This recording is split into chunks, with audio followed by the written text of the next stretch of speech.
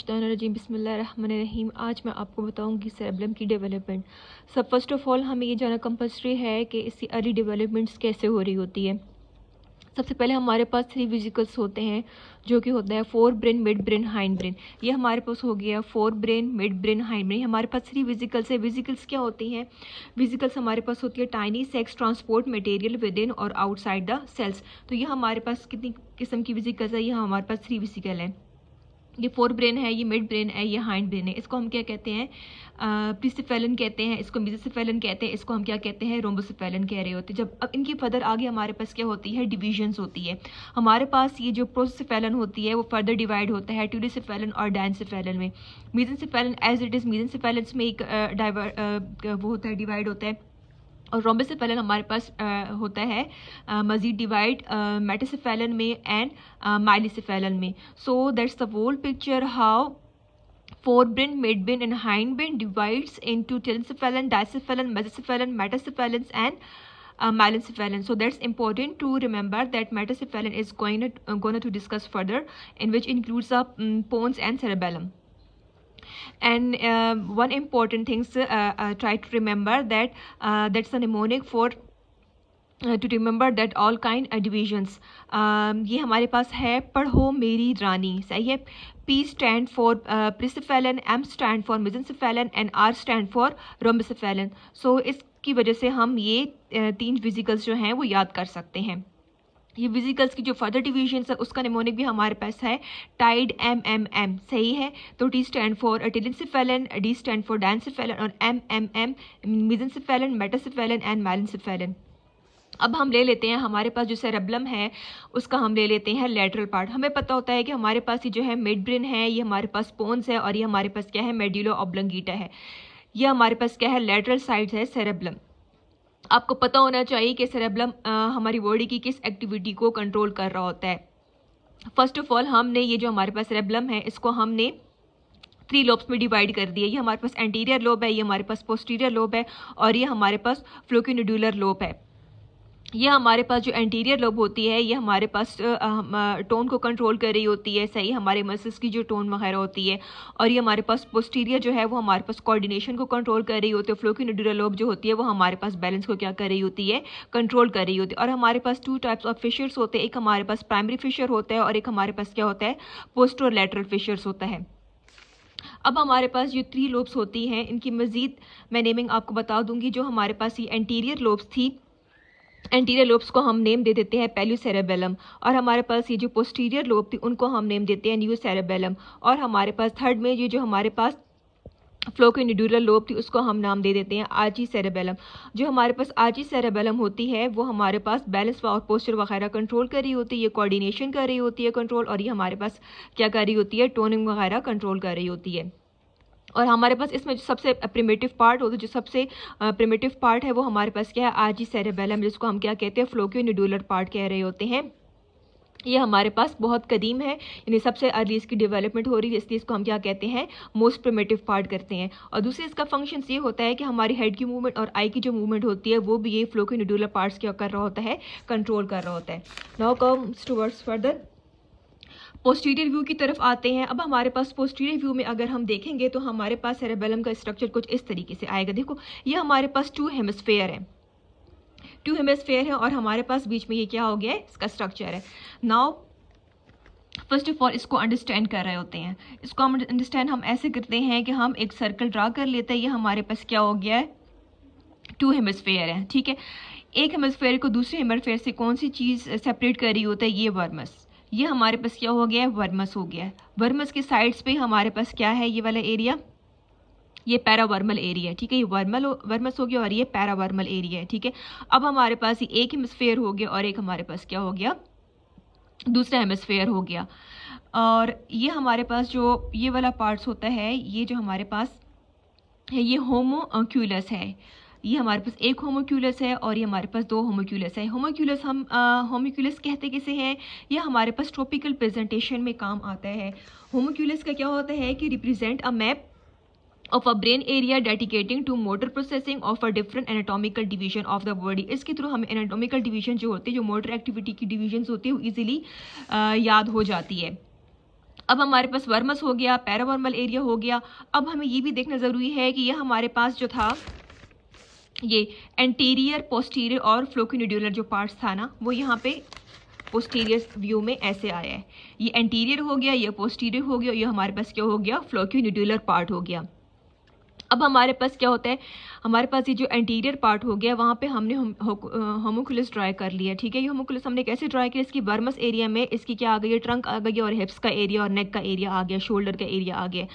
अब हमारे पास ये जो वर्मस का एरिया, वर्मस के एरिया में हमारे पास अपर लिम्ब और लोअर लिम्ब के जो हमारे पास ये सेशन आ गए हैं। ठीक है, अब हमें देखना चाहिए कि यहाँ पे हमारे पास ये जो होमुलक्स का ही हमारे पास ये ट्रंक का जो एरिया होता है वो हमारी बॉडी के जो ट्रंक की मूवमेंट्स हो गई है, हिप्स की हो गई है, शोल्डर की होती है, उनको क्या कर रहा होता है, उसकी मोटर एक्टिविटी को कंट्रोल कर रहा होता है और इसको हम क्या कहते हैं, एक्सियल मस्कुलेचर कह रहे होते हैं। अब हमारे पास क्या आ जाता है, ये हमारे पास पैरावर्मल जो एरिया जो है वहाँ पर अपर लिम्ब और लोअर लिम्ब जो है, अपर लिम्ब और लोअर लिम्ब को हम क्या कहते हैं, ये हमारे पास हमारी बॉडी के पैरावर्मल एरिया की कंट्रोल कर रहे होते हैं, मीन अपर लिम्ब और लोअर लिम्ब की मूवमेंट्स को कंट्रोल कर रहे होते हैं। ठीक है, अब यहाँ पर आ जाता है हेड एंड नेक की जो मूवमेंट होती है वो हमारे पास किसके लिए थे, हमारी बॉडी के अंदर जो भी सेंसेशंस हो रही होती है, जो भी फीलिंग्स होती है वो यहाँ पे आ रही होती हैं। उसके बाद हमारे पास फर्दर हो जाता है इसका, हमारे पास ये जो हमारे पास 2 हेमिस्फीयर थे उसमें हमारे पास एक होता है इंटरमीडिएट, जो वर्मस के करीब होते हैं उसको हम क्या कहते हैं, इंटरमीडिएट जोन कह रहे होते हैं, और जो वर्मस इस लेटरल साइड पे होते हैं हम क्या कहते हैं, लेटरल जोन कह रहे होते हैं। अब हमारे पास जो इंटरमीडिएट जोन होता है वो हमारे पास क्या कंट्रोल कर रहा होता है, डिस्टल पोर्शन होता है, upper limb, lower limb and figure से को हमारे पास ये हमें ऑलरेडी पता है कि हमारे पास ये जो ये वाला एरिया था वो किसको कंट्रोल कर रहा था, वो हमारे पास अपर लिम्ब और लोअर लिम्ब के एरिया को कंट्रोल कर रहा होता है।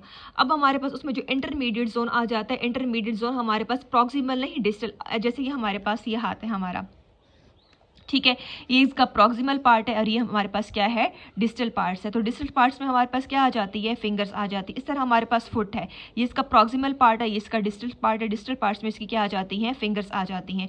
तो इंटरमीडिएट जोन का फंक्शंस क्या होता है, हमारी बॉडी की जो डिस्टल पार्ट्स है उनकी मूवमेंट्स क्या कर रहा होता है, उनकी मूवमेंट्स कंट्रोल कर रहा होता है। और हमारे पास लेटरल जोन क्या होता है, लेटरल जोन जो होता है हमारे पास ये सेरेब्रल कॉर्टेक्स के साथ क्या होता है, कनेक्टेड होता है। तो इनका क्या होता है फंक्शन, इनका फंक्शन होता है कि सिक्वेंशियल मूवमेंट, जो हमारे पास जो मूवमेंट होती है उनमें सीक्वेंस लाना किसका काम होता है, वो हमारे पास लेटरल जोन का काम होता है। Now we come towards the motor system. First of all ये मोटर सिस्टम जितना होता है, जितनी एक्टिविटी होती है, कोई भी हम एक्ट कर रहे होते हैं उसके पीछे क्या मेथडोलॉजी होती है वो हम डिस्कस करेंगे। फर्स्ट ऑफ ऑल हमारे पास एक आइडिया जनरेट हुआ कि हमने कप ऑफ टी उठाना है, हमने कप ऑफ टी उठाना है, तो ये हमारे पास जब आइडिया जनरेट होगा तो ये हमारे पास कहाँ जनरेट होगा आइडिया, ये हमारे पास प्री फ्रंटल लोब में जनरेट होगा, जो हमारे फ्रंट साइड्स पे लोब हो रही होती है। ये आइडिया जनरेट हुआ, ये आइडिया जनरेट हो गया हमारे पास किया प्री मोटर एरिया में, प्री मोटर एरिया के बाद ये आइडिया हमारे पास किया प्राइमरी मोटर एरिया में, प्राइमरी मोटर एरिया के बाद ये आइडिया हमारे पास गया primary sensory somatic sensory area में, सोमैटिक सेंसरी के बाद ये आइडिया हमारे पास गया सेकंड सेंसरी एरिया में। उसके बाद ये आइडिया जो हमारे पास दोबारा आता है यहाँ पर किसके पास, बेसल गैंग्लिया के पास, ये हमारे पास क्या है, basal ganglia.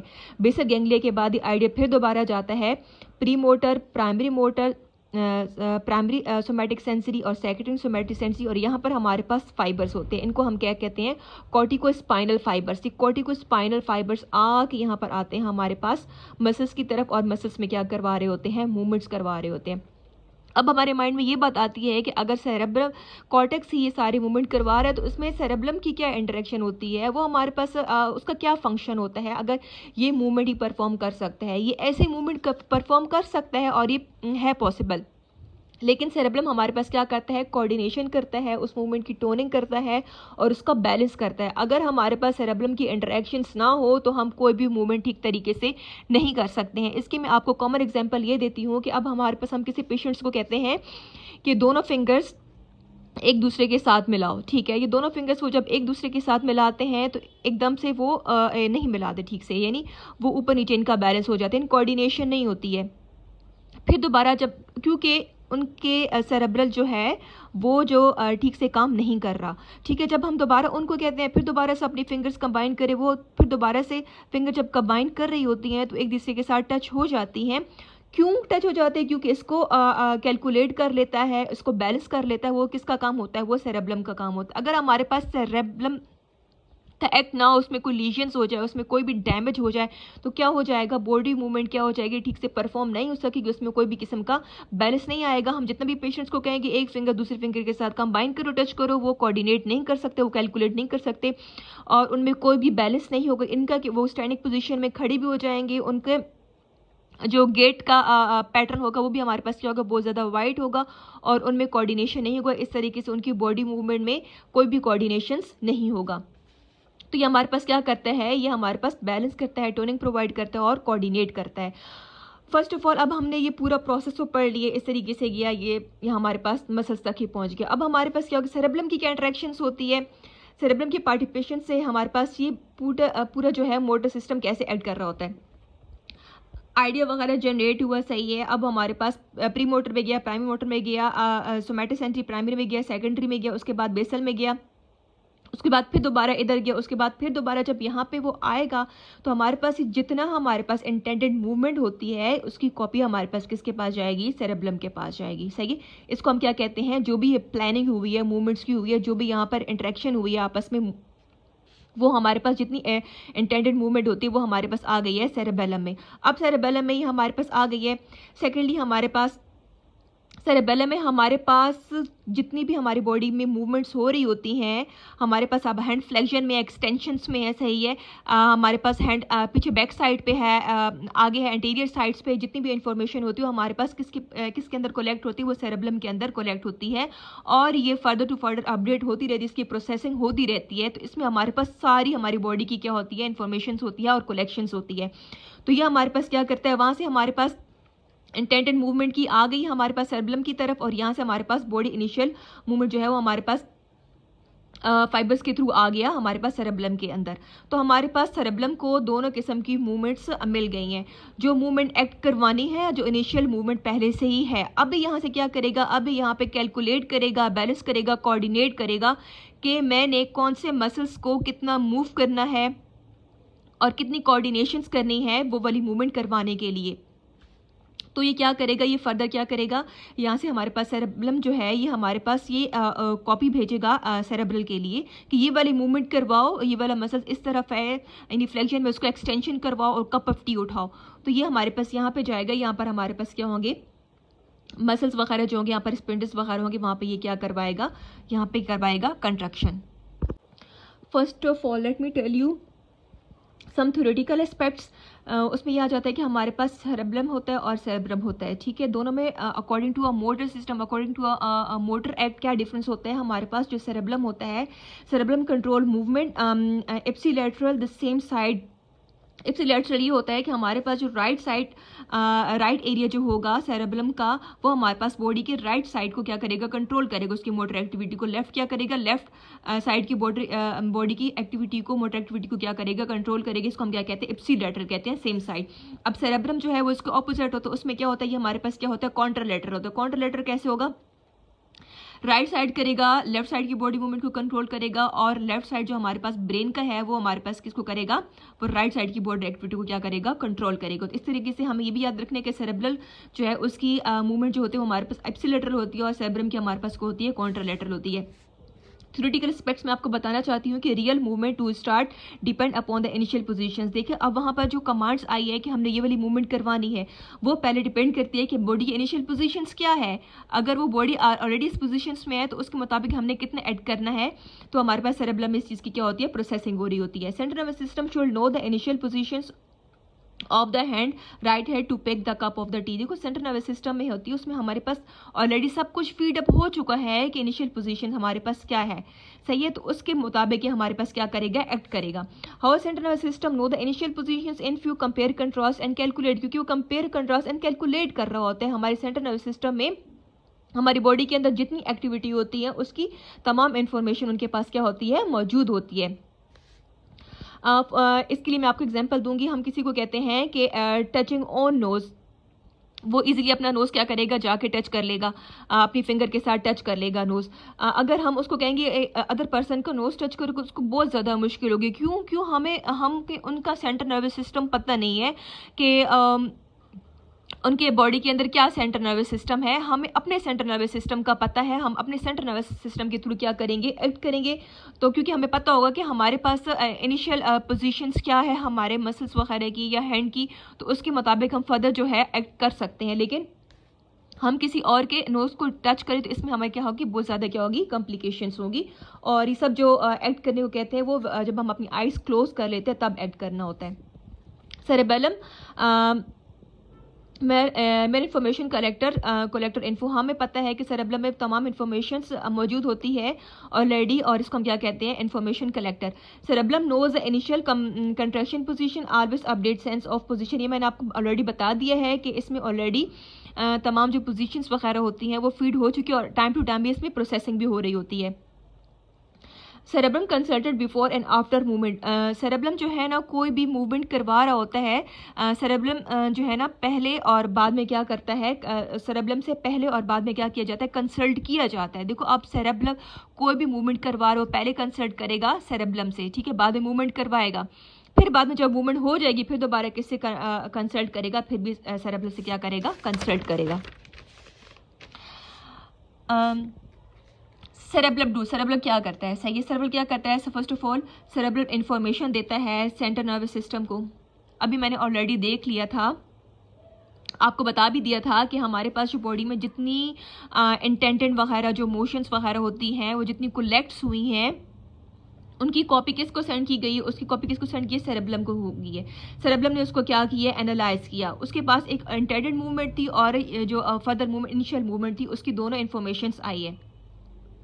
Want to do यानी फर्दर क्या मूवमेंट करवानी है, और ऑलरेडी है जो पॉलरेडी उनके पास मूवमेंट है।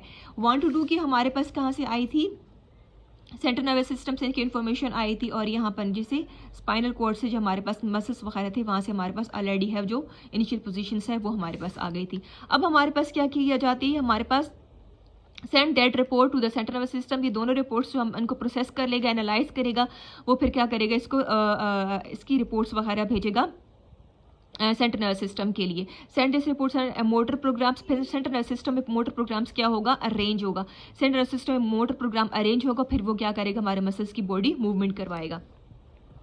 जो मैंने आपको ऑलरेडी बता दिया है, मूवमेंट विदाउट सेरेबेलम, विदाउट और विद सेरेबेलम, वो आपको मैं बता देती हूँ। मूवमेंट विदाउट सेरेबेलम क्या होता है, आइडिया जनरेट हुआ है वो हमारे पास क्या आया, प्री फ्रंटल लोब में आया, प्री फ्रंटल लोब के बाद प्री मोटर एरिया में गया, प्राइमरी मोटर में एरिया गया, उसके बाद हमारे पास क्या गया बेसल गैंग्लिया में गया, बेसल गैंग्लिया के बाद फिर गया प्री मोटर में गया, प्राइमरी मोटर में गया, उसके बाद सेंसरी में गया है, सेंसरी के बाद हमारे पास वहाँ पर हमारे पास फाइबर्स प्रेजेंट थे, cortico spinal fibres, cortico spinal fibres के थ्रू हमारे पास क्या आ गया, मसल स्पिंडल्स की तरफ आ गया कि मसल स्पिंडल को हम क्या कर लो, कॉन्ट्रैक्ट कर लो।